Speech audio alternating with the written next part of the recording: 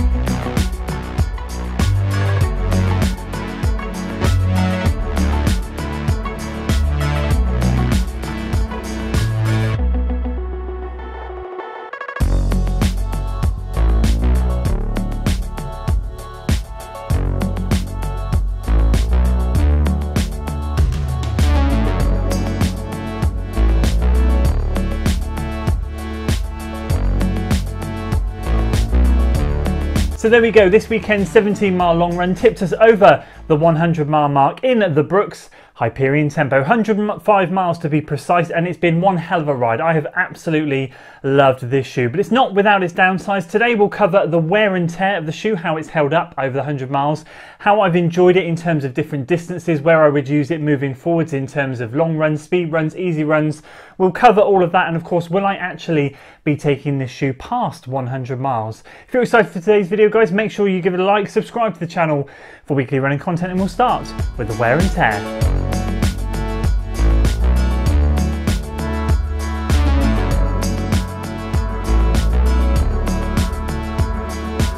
So this is the section of the 100-mile review where you hope is very, very small because there's nothing to report, and I'm pleased to say that is exactly the case. After 100 miles, a shoe is literally just about breaking in. You want it to be getting into its prime at this stage. You would hope to see no snags, no holes in the upper, no major creases in the midsole, no major wearing on the outsole rubber or outsole exposed midsole, whatever the shoe has, and I'm pleased to report that this thing is absolutely no different. The cushioning in and around the heel counter is just as good as it was. The cushioning on the tongue is just as good as it was.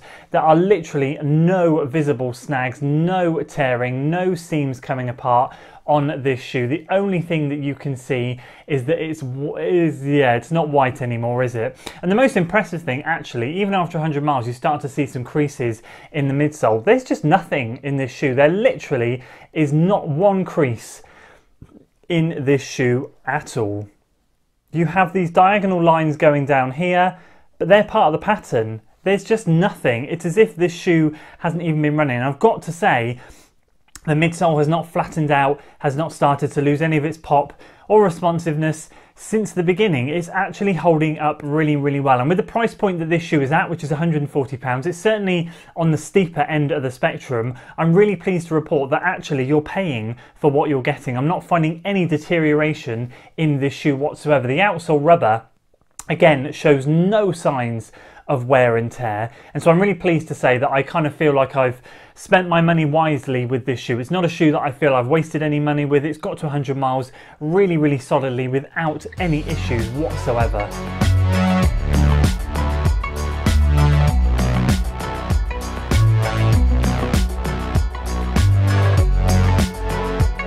Right, so on to the juicy bit. How have I been using it? Where has it excelled? Where is its sweet spot? Where do I find it's probably not the best shoe to be using? And how will I then be using it moving forwards? Well, just one point to note before we dive into that. If you watched the speed and long run test video, you'll know that I ran 21 miles in this shoe in a long run, a good up-tempo pace effort with Matt. I ended up suffering really badly with my calves when I got home. They were really, really tight. Same again on Sunday, same again on Monday. They were easing off on Monday. I actually had to have Monday off because my calves were so tight, and I wondered if it was the shoe or not. I would be highly surprised if it was the shoe, which is why I wanted to end this training block, end this mileage in this shoe up to 100 miles with another long run to see if it caused me any more issues. And the reason I'd be surprised is because it's no different in terms of the stack height, the heel to toe millimeter drop, than any of the other shoes that I've been running in. It's not as if I've jumped into a zero drop shoe and gone and run 21 miles. There was no reason. So I wondered if it was an external factor, something else that had caused it. My calves were just a little bit knotted, a little bit tight. And I'm pleased to report that on the weekend when we ran 17 miles, it was absolutely fine. So in that case, and in that reasoning, I'm pretty happy to say that I will be using this thing for long runs again. In fact, it was a really enjoyable shoe to use on the long run, and myself and Matt ended up picking up the pace a little bit in the middle section of the run, and we were running relatively steady, and it was just really, really good. So where have I found the sweet spot of the shoe? Well, the sweet spot for me definitely is the tempo work, hence the name.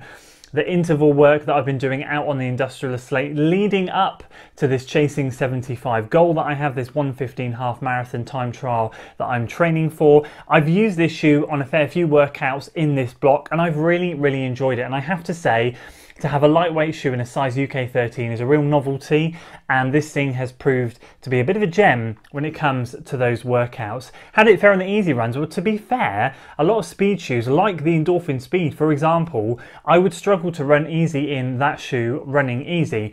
That shoe for me very much is homed in to speed work, tempos, long runs. The latter end of the spectrum for the easy recovery day stuff, I just wouldn't use the speed. This thing though, I've got to be honest with you, I feel like I can use it on any type of run. It really has lent itself to become a bit of a jack of all trades. I've done easy runs in this thing, I've done speed work, long runs, I've done everything in this shoe. And I'm not afraid to say that I would not continue to do everything in this shoe. It's a bit of a rarity. I don't think I've said that too many times. A bit like the Nova Blast in that respect, where I'd use the Nova Blast for absolutely everything. I'd use this for absolutely everything as well. Yes, I've probably got more comfortable shoes, more plush cushion shoes for some easy days, but actually the cushioning in this thing I find is really, really good. And if I want to bop along, I tend to find that I jump up from easy into steady pace really comfortably in this shoe, and I really, really enjoy it. So in all, I've got to be honest with you, I will use this thing for everything, and I will continue to use this for everything. So with the growing shoes in my running shoe rotation, will I be taking this thing beyond 100 miles? I think my ideal answer is going to be yes, 100%. I have loved this shoe, and I want to take it above and beyond 100 miles. What I am finding now with testing all of these shoes and testing more shoes, I am having to be very selective about the shoes that I take past 100 miles, because I can't take all of them past 100 miles. Otherwise I wouldn't ever get to 100 miles in any of the other shoes, and that's my priority, to get to a reasonable amount of mileage. And even 100 miles, being honest with you, as a punter, as a consumer, is not reasonable. I want to be doing after 200 mile updates, because that really is when a shoe beds in. But I have to say that if I can, I will use this shoe past 100 miles. As I said, I've been really enjoying it. I've got to get the Prism up there now. I've got to get the Endorphin Speed up there now. And depending on what else comes in, depends on if I'll be able to take this thing further. But in a dream ideal world, 100%, I will take this thing further. It's been a pleasure. It's been a joy. My first experience in a Brooks running shoe has been a good one. I'm eyeing up other Brooks running shoes, seeing what's out there for me to try maybe later on in the year. I know the Glycerin 18 has good rave reviews about being a great easy day trainer. I'd love to try that. There are plenty more out there. The Catamount, that new trail shoe, would be great to try. Brooks seem to be on the up, just like a lot of other brands, and it's an absolute pleasure to see. So that's it for my overall thoughts with the Brooks Hyperion Tempo after 100 miles. A cracking shoe, an absolutely brilliant one. So glad I added this to the rotation. Let me know in the comments below if you have this shoe, how you find this shoe, if you've enjoyed it, and where you find its sweet spot. So that's it for today, guys. If you enjoyed the video, please do make sure you give it a like, share it with your friends, subscribe to the channel for weekly running content, and I'll see you on the next one. Until then.